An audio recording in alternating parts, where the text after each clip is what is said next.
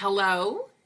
I am talking to you now about this week in the class. What I would like us to notice, and what I hope will be the objectives that we meet in this particular part of the course, is gaining an understanding about the shared experiences of two Black authors who come from Africa as kidnapped children, brought to the New World, and become free and write about their experiences both before, after, well, and during slavery, all of that. These writers are part of colonial America's greatest group of authors. They are people who contribute not just by telling us the Black experience as if that were somehow inherently discrete from the white experience. The truth is that these are cosmopolitan internationalist authors who have a lot to say about the Enlightenment, the leading philosophical movement that leads to the American Revolution. And although they are not strictly speaking revolutionaries, and are writing in the manner of Europeans for a European audience. And I think that they have a very interesting perspective to share with us. I've put up a bunch of videos this week because I think they will help you a lot.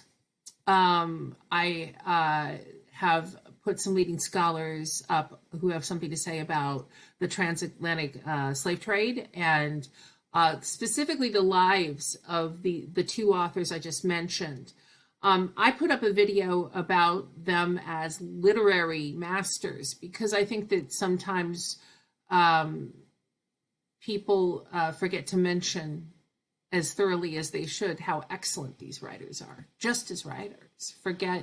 Forgetting the extraordinary importance of their contribution as narrators of the atrocity of the transatlantic slave trade.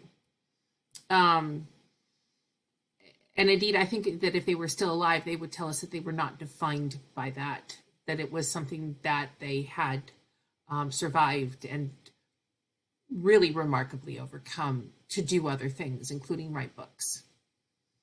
But what I also want to tell you about is the work that you'll be doing. There's a forum discussion about these authors. And then I've put up the prompt for the paper, which will be due the following week. And I think it's time for you to start thinking about which of these early American writing projects that we are discussing you would like to have as a paper topic for your first paper.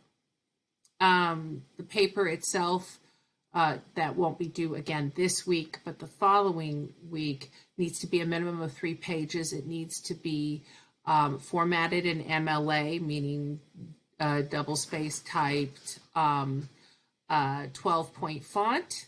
It needs to have citations where necessary. You don't have to do outside research for this paper.